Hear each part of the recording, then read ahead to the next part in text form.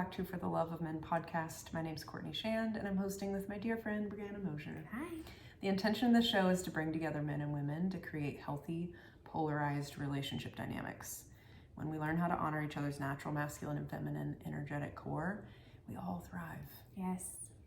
Beautiful. Okay, so we are really excited to dive in. As usual, I want to introduce you to my friend Bri. If you are new here, I will introduce myself, and then we will give you the juice. Let's do it. My work in the world, if you're new here, is helping really driven, high-achieving, ambitious women access their empowered feminine energy and attract healthy love, specifically if they have backgrounds of unhealthy relationships in the past, even trauma and abuse. Most of my clients come from that background. They really want to call in and create something different and get ready for healthy relationship. So that is my work in the world, as well as sex, love, and intimacy work with those same women. And it's really amazing. And Courtney, Love it. tell the people. I love helping women embody more of their feminine energy, truly bringing the feminine energy into a female body plays out in how we express ourselves with other people, how confident we are sharing our heart, getting what we need, experiencing support in our life, and also experiencing the vibrance and health that we are after physically. So I love bringing the nourishment of the feminine to the front of my work. So that is what I love helping people with. This kind of ties into where our clients find themselves and where we have grown into as well. So we want to just normalize this conversation, speaking about finding your needs. And in particular, when you don't really love that you find a new need. It's specifically when you don't love it. Yeah, we were chatting about it, and this is really just kind of like the next level skill. Once you learn how to set boundaries, you know how to identify your needs, what you need, ask for them. That's a brilliant skill. And then you get to a point where you're feeling as if, I don't really want to do that. And I have all these feelings about, yes, I know my need, I know how to set it, but fear of abandonment, fear of rejection, can they meet me? What if they can't? Holding space for conflict, the vulnerability of sharing it. Like it's easy on paper, but the execution over and over again as you grow and change can be a little taxing. So we just want to open a conversation about it. Yeah.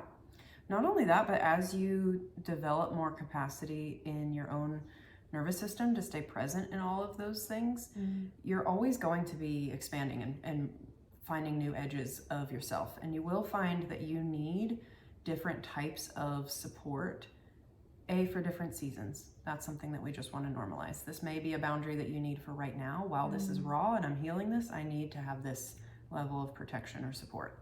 Totally fine and normal. And that can be different and dissolve later on. You may be less stringent about that. But as you develop more capacity in your nervous system, you may also become aware of the areas where you no longer can function at the level that you had been, and you have to own those limits too. And sometimes that can be its own type of frustration. Oh, yeah. Like your own capacity has changed. Yes. Especially for women who, I don't know, just had kids, right? Your capacity for exercise or friend time or time to yourself. There's a whole shift in expectation. And then dealing with the new needs of how do you ask for support? How do you lean on your partner more? Yeah. Yep. So partly just want to normalize this because this is so common in any transition. I love that you brought up motherhood because that's a common one, but Huge. Any transition that you experience, changing to a new job, entering a relationship, deepening a commitment, having children, bringing other people into your world, all of these things are going to require a little bit of flexibility on your part. And I find the women who are most successful at navigating this are focused on building that flexibility for themselves.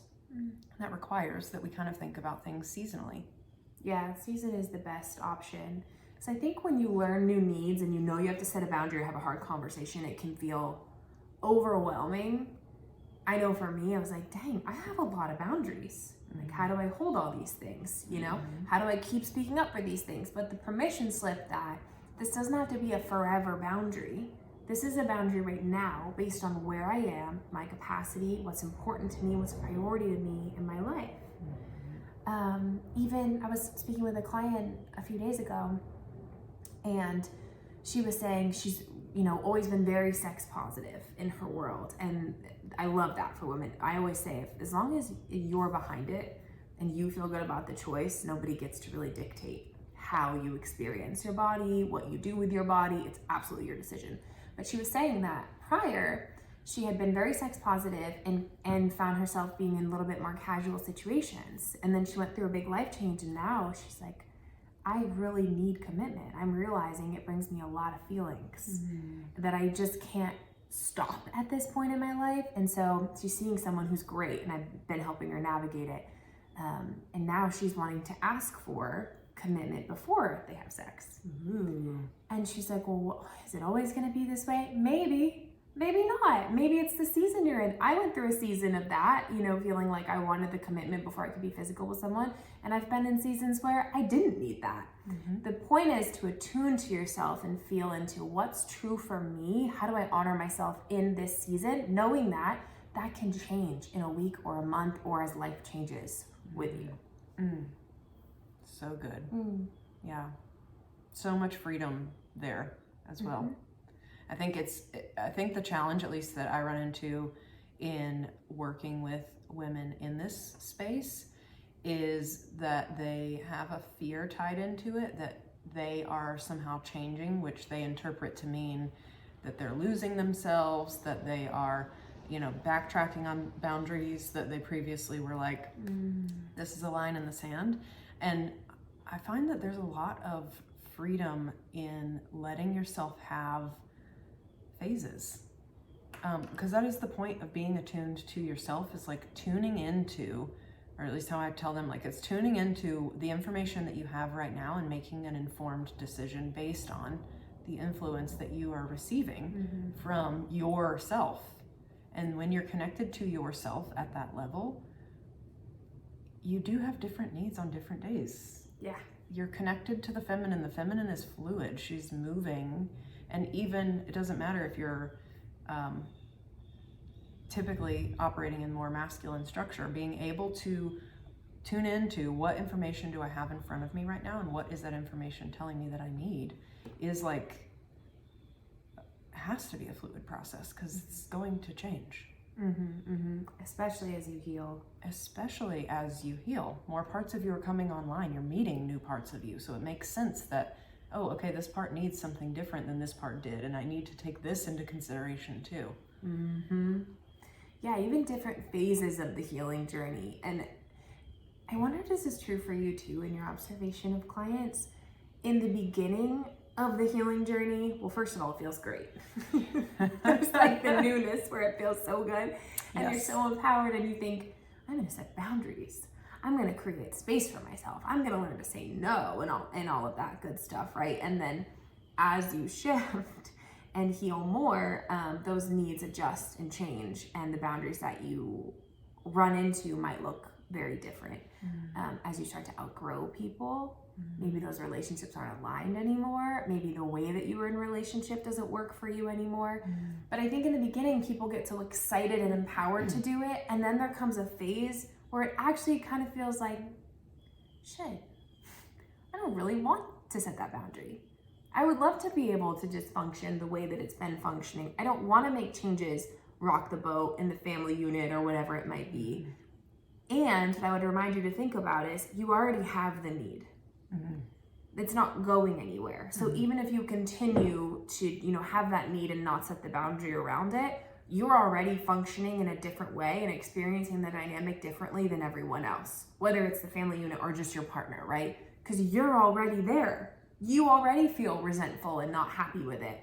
That doesn't really go away unless you A, set the boundary, or B, find a reframe on the need, basically, where you start to see it differently. Such a good point. It just gets frustrating at some point. You're like, dang, this is hard. This isn't, I'm a boss lady and I'm setting boundaries now. It's like, ugh. The integration, the application of this work is where the work is. 100%.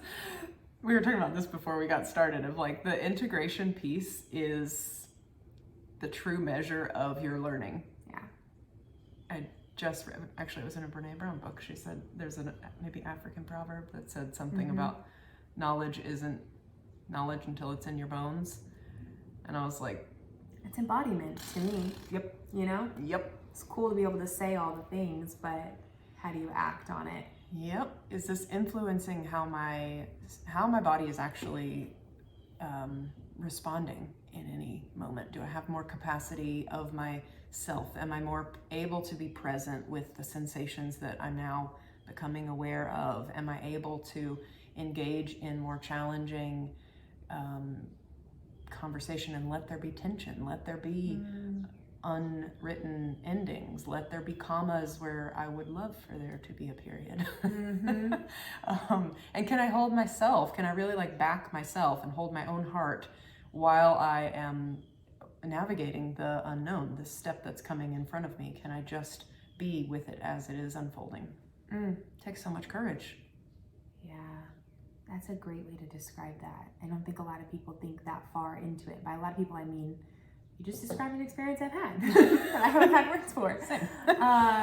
Yeah, just being with it as it is and how it unfolds. And when you have these boundary conversations, you don't always know how someone's going to respond, how they're going to take it. Sometimes you think, oh, it'll be fine. And then you get in the conversation and they're like, I don't really know if I can meet that need. And you're like, eject, eject, eject. I take it all back, I take it all back, I take it all back. You know, House Bunny? Yeah. Have you seen House Bunny? A long time ago when it came out. It's a funny little line when she says something.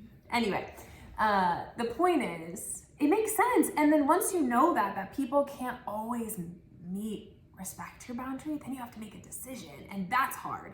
And I think in knowing that, as you experience a few no's, you know, you have to make those hard decisions. And now you start to develop this fear of abandonment, fear of rejection. Like, okay, I can speak up about this, but there's no guarantee that this goes the way that I want it to. And what will I do? I always, work with clients on like, and if they say no, or whatever it might be, what's the next step? Is this an absolute non-negotiable and you need to close the relationship? Is there a different way that you can be in the relationship while holding your own boundaries on, what you share, how you show up? What does that look like? And it does change the dynamic, which is hard. Our nervous systems, our brains, our bodies are always trying to stay what's familiar. That's why change is so difficult. One of my mentors says that your brain will choose known misery over perceived happiness. Your nervous system will choose known misery over perceived happiness because it's the devil it knows. You know how to function with that people pleasing and resenting and overgiving. But if you really want to get to the next level, there's kind of this gap where you're in the abyss. I'm setting these boundaries. It feels really hard. I'm kind of exhausted, but I'm going to keep going because where you were before wasn't really helping you either. You've already outgrown it. And that's, I think, the biggest take-home message is like, you feel how you feel and sometimes you just can't change it. It's just in your body. I call it energetic standards in Soft and Secure. So good. Yeah. I love that because you're already miserable. What's the worst that can happen? You have a different kind of miserable for a little while and then things dissolve. Like, such a good point. It made me think of something and I was so listening to what you're saying. It's not there anymore. I know that feeling. Always. I feel like that's me every episode. Always happens. Well, it brings me back to when people can't meet that need. That is part of, I think, something I've become aware of in this, like the longer I'm doing this work, is that not everyone can meet the needs. And there is a certain amount of you being able to hold disappointment and grief that I have seen through the years come up over and over again. And if we don't have skills around how to do that and consistently building that nervous system ability to regulate those experiences, setting boundaries, you're going to be so attached to the outcome that you will have such a hard time actually communicating what you need in a way that is like opening your heart and showing people in front of you. Because going way back to old episodes, like the point is we want to be able to just state what's on our heart. That is like goal. Expression. We all want to be authentically expressed. That's perfect. And in order to do that with that level of neutrality, the emotions around it are typically going to be something like disappointment and grief. If we can't face those, then we're going to have such fear of them that we won't do the thing that needs to happen to move forward. Well said. Soapbox. That's my soapbox. I love it. I love it. I will often say to clients that the reason you do anything or avoid anything is because of the feeling it's going to bring you. Mm-hmm. You know, even down to like, you think you want to make more money. Well, why? Well, I'll feel more secure. Interesting. Okay. Mm-hmm. And obviously there's a tangible aspect to, you know, you have needs for money and things like that. But when it comes to most things, specifically with the hard emotions, like Courtney's talking about, that being able to hold the difficult emotion will allow you to not only expand more and express more, because you'll be able to stand up for those boundaries, but you're gonna feel a lot better in that process too, because you're not living your life in fear of, what if I get disappointed? What if I get let down? Mm-hmm. What if I am single? What if I'm alone? Am I gonna be happy? It's like, you know how to sit with disappointment, loneliness, grief, anger, resentment, sadness. If you can get really good at holding space for those emotions, that is the heart of somatic work that Courtney and I both teach with our clients. It's not about trying to avoid negative feelings or trying to feel it so that you can get rid of it. It's about learning how to be with the feeling and not try to change it or make it wrong. Or rush it. Yes. And I think that's where a lot of the manifestation and law of attraction community gets it a little off, actually. It does them a disservice. Yeah, I can see that. Yeah. I laugh because I used to think, oh, I just need to feel it. I'll feel it all super intensely, and then it'll be gone. Like So you everyone get rid says. of it. Yeah. 90 seconds in your body. I can deal with 90 seconds. And I'm like, it's 90 seconds thrice a day. Every time you get triggered. Every time you're reminded. Yes. Yeah. Yeah. So, yeah, and I don't think that was clarified for me when I was starting this work, or I would have thought about it differently. But yeah, you think the boundary setting work is going to make you happier and more positive, and like, this is going to be so good and empowering, which it is. And it's not wrong, and you're not off track if sometimes it's really hard and there's a lot of grief, disappointment. Mm-hmm. I've set boundaries sometimes and I leave angry, like knowing I can't have this person in my life. It's just not in alignment when I'm honest with myself. And that sucks. And I'm mad about it. And I'm mad about how XYZ went. But the most self-love thing I can do is still set that boundary and hold all those feelings while I hold the boundary, you know, and not make the feelings wrong, right? Wow. Yeah. And allowing the chips to fall. Yes. Takes so much courage. Like what you were saying about detachment, it's hard to set boundaries if you're not detached to the outcome. Most people go in attached. Okay, I'm going to do this and they're going to do that. No, boundaries are about you and what you need and what you want. And we cannot control if somebody else can adhere to that or not. That's actually their choice and decision. And it always will be their choice and decision. And you wouldn't want them to follow it just to please you anyway, because that's not creating safer intimacy, you know? It is next level feminine energy, or integration rather, I would say, because it takes a lot of masculine energy to do this type of work to begin with. So let's just start there. But like, the feminine is elevated in these moments where you're choosing safety for yourself and honesty of what your limits are, so that people can see that. But it's next level feminine energy to know, like, you will do with this what you do. And I feel like you have such great examples of this that we've talked about. I won't share them, but you do this very well in that you are able to say, that's enough. Like, that's all I can do. I didn't know that you felt that way. I'm Sorry, trying to that's think. oversharing in It's real not time. an overshare. I was trying to think of what examples you were thinking of so I could share them so you didn't feel like you were oversharing. Oh, well, I won't share them because then that would be crossing that. But I would say that that's something that I've observed, and I'm like, wow, great job. Excellent. Thank you. I need to like Thank you. clap for you in real time so that you know what I'm talking about next time. But yeah, I think that is something that we don't maybe talk about enough in this space, is that the other person very much can say, nope, sorry, that's not me. And that sucks. And it's honest. Yes. And you know, the one other aspect I think is important to say is, there's a better way to phrase it, but taking back the boundaries you once had in place.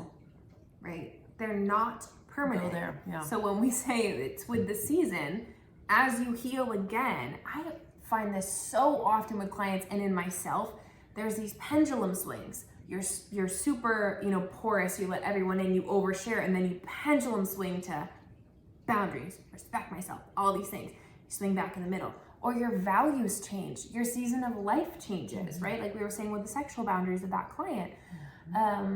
there are boundaries I have in my partnership right now to honor where I am in my healing process. I fully intend to remove those boundaries as soon as I'm over the hump, when my body is ready, when my heart is ready. Excellent. Just so we're clear, like, I don't want this forever. It's just what I need right now, you know, and you can say that to your partners, to your friends. Maybe you're doing a lot of trauma healing work with childhood. And you're like, right now, I need a lot of boundaries around talking to usually it's, moms or dads, right? Talking to my caregivers, my mom, my dad, my family on the phone. You might go through the healing period and a year later think, I actually feel really sturdy. I don't feel like they're gonna rock me anymore. Like, I can accept them for who they are, forgive them for who they're not, and have these conversations and lean on them in the ways that they're available for me. And then you get to take back that boundary. Maybe you do want to talk to mom or dad or sister, brother, whoever every day. You know, that can change. Yep, exactly. So good. Anything else on your mind? No, I'm trying to think if there's anything else. We're checking if the basket's empty. Yeah, it feels pretty good. I think so too. Yeah. I love that though, because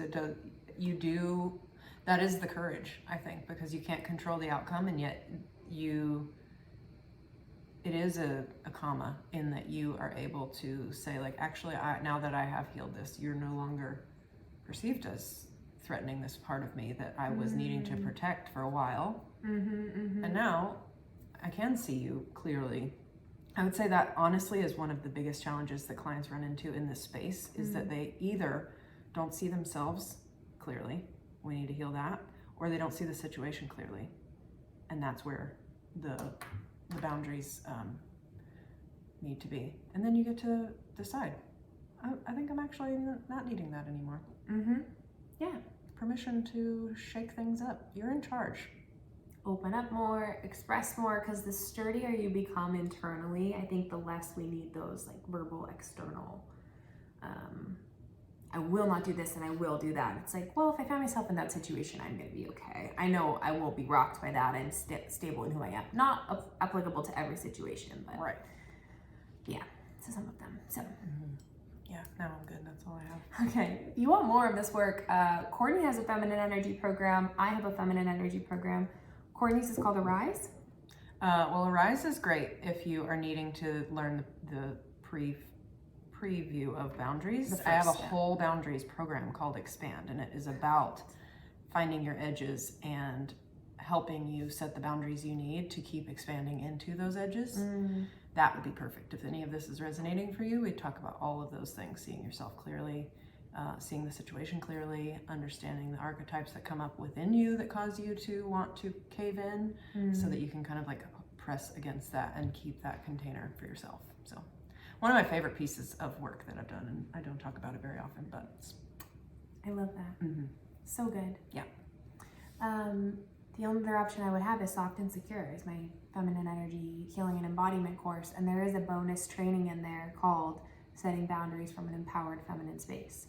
So if you have trouble with this, like you feel like you're being controlling, you feel like you're being too much, you're being too needy, all these things, that detached part, it's exactly what I teach you in that pretty much script level. Start with this next, that next, ask this, holding the space for the emotions, like the whole thing. Plus, obviously, you get all that feminine energy healing and embodiment work in the entire course. So if that's something you want to do, whether it's on your own or one-to-one, you can definitely fill out an application in the show notes, and we will chat about it. Amazing. Follow us on TikTok. We're going to get back on there soon, we swear, if we're not already by the time this airs. For the Love of Men podcast. And then Instagram. The For the Love of Men podcast. You can follow Courtney personally. Courtney_Shand. On both platforms? All the platforms. All the platforms. You can follow me personally. At Building Bree Coaching. On Instagram. Coaching. On Instagram. Regular Building Bree on TikTok. Which she's back. Yeah, I got my account was hacked a while ago now by the time this airs, but I got it back. Yes.